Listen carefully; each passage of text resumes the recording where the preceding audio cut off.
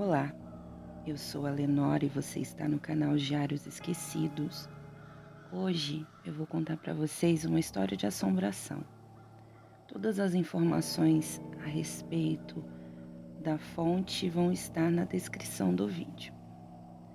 O título desse conto é A Casa Amaldiçoada do Bairro Antônio Dias. Bom, eu espero que vocês gostem. Vamos lá? A Casa Amaldiçoada do Bairro Antônio Dias. Quando se fala de Ouro Preto, o assunto histórias de terror se torna redundante. Mas nunca vou deixar de contar aqui histórias nunca antes lidas de assombrações que deixaram nossos avós e pais impressionados para sempre. Pois bem, hoje falarei de uma história que é assustadora e inacreditável devido às características únicas que ela traz. A começar por um fato sinistro. Isso aconteceu com meu pai. Meu pai nasceu em Forquim, distrito de Mariana, mas teve que mudar para Ouro Preto aos 10 anos e começar a trabalhar, pois o seu pai, meu avô, havia falecido e deixado toda a família em uma situação financeiramente ruim. Então, a minha avó, junto com todos os seus filhos, mudou-se para um casarão histórico na rua Chico Rei, no bairro Antônio Dias.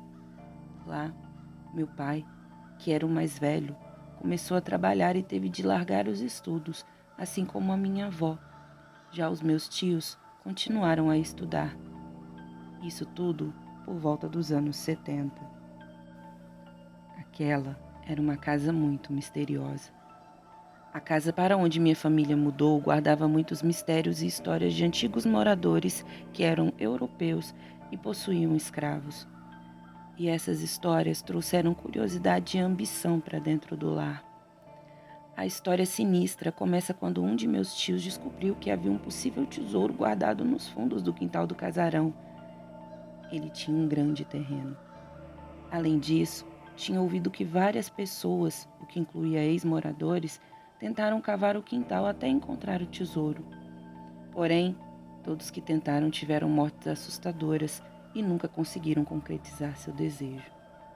Mas meu tio era insistente. Então, ele reuniu alguns amigos e começaram a cavar. Nesse momento, segundo meu pai, eles até chegaram perto, mas coisas realmente estranhas começaram a acontecer. Os moradores da casa começaram a ouvir barulhos horripilantes de panelas, pratos, copos e talheres caindo no chão, além de correntes sendo arrastadas pela casa fora. Mas quando todos se levantavam para ver o que era, já que ninguém tinha coragem de ir sozinho, as panelas, pratos e talheres estavam no mesmo lugar e não havia nada no chão.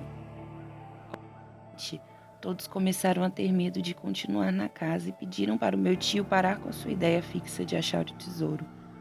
Mas ele e seus amigos não desistiram. Foi aí que espíritos começaram a se comunicar. Então, minha tia começou a ver um padre na cozinha toda noite e ele tentava se comunicar com ela, mas ela corria para o quarto e não conseguia mais dormir tranquila. E por coincidência, ou não, meu pai começou a ter um sonho com esse mesmo padre. Já a descrição de minha tia batia com o que ele sonhava. E teve um outro sonho muito, mas muito sinistro. O sonho com um padre. Com o padre, meu pai sonhava que ele pedia para que meu tio não continuasse a cavar no local do tesouro, pois haviam vários espíritos de escravos que protegiam o local e que amaldiçoariam a todos que tentassem pegar o ouro. O padre também dizia ao meu pai que era para a família inteira ir embora da casa o quanto antes, pois ela iria desabar. Os dois cães. No outro sonho, meu pai tinha cachorros. Um gigante totalmente negro que estava preso e latia muito para um cachorro pequeno e totalmente branco que passava perto. Curioso era que o cachorro branco olhava para o cachorro negro com uma tranquilidade, exatamente por saber que ele estava preso e nunca conseguiria o atingir. E assim acabava o sonho. Meu pai sonhou repetidas vezes com isso e pedia todos os dias para o meu tio desistir de cavar o local. Meu tio, enfim, desistiu por medo de tudo que estava acontecendo na casa. E nesse momento, os barulhos das panelas e das correntes continuavam, além de agora ouvirem vozes, chibatadas e gemidos de dor também vindos da cozinha e do quintal do casarão. Meu tio começou a rezar e pediu para os amigos desistirem, mas eles continuaram. O lado mais trágico da história. Então, o pior aconteceu. Todos os amigos do meu tio morreram de formas absolutamente trágicas, envolvendo acidentes. O meu tio foi o único que não morreu, mas teve uma tuberculose repentina e ficou hospitalizado entre a vida e a morte. A minha avó, então, cansada disso tudo, decidiu sair da casa. Mas como ela e meu pai eram os únicos que trabalhavam e não tinham muito dinheiro, ela só conseguiu tirar um por um dos filhos, aos poucos. Meu pai ficou por último. Então, meu pai teve mais um sonho com o padre e dessa vez o mesmo disse para ele que saísse o quanto antes, pois a casa ia desabar em 3 dias. Depois desse aviso assustador e de todos os eventos sinistros, meu pai foi trabalhar dobrado e conseguiu alugar um quartinho para ele, perto de onde minha avó estava morando. E é assim que meu pai saiu do casarão. 3 dias depois, ele desabou. Exatamente no dia em que o padre disse ao meu pai que aconteceria. Depois de tudo isso, com bastante orações de todos, meu tio se recuperou totalmente da tuberculose e eles conseguiram alugar um lugar melhor para morarem juntos novamente. A percepção dos meus parentes em relação a este fato. Minha avó, assim como meu pai e seus irmãos, acreditam que o meu tio apenas se recuperou porque foi o único que se arrependeu a tempo. Essa foi uma postura bem diferente dos amigos de meu tio, que debocharam da lenda e continuaram em busca do ouro. Por isso, teriam morrido tragicamente, todos eles. Meu tio foi castigado, mas não com a morte, com a doença, para que aprendesse a respeitar o outro lado da vida. E assim, toda a minha família acredita. E meu pai, vez ou outra, ainda sonha com os cachorros, mas dessa vez o cachorro totalmente negro não late mais. Está quieto dormindo e o branco está velando seu sono do lado de fora da grade. Eu, particularmente, sempre acreditei em energias, espíritos e no outro lado da vida, o plano espiritual.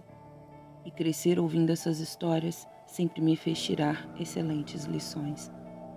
A maior dela, com certeza, é: respeite sempre o desconhecido e dê valor a essas histórias. Afinal, você nunca saberá o que poderá te acontecer. Tenha respeito por todos sempre. E oração nunca é demais. Fica a dica a todos. Fim. Bom, gente, a autora, que é a Gabriela Pinheiro, como eu disse, eu vou deixar, né, todos os dados em relação a esse relato na descrição do vídeo. Ela jura que é um relato verídico, né? Então, não sei se vocês acreditam ou não, né? A história está aí. Então, se vocês gostaram, deixe seu like, faça um comentário e recomende o vídeo para alguém que vocês achem que pode gostar e assim vocês vão me ajudar a sair do flow. Bom, obrigada e tchau, tchau.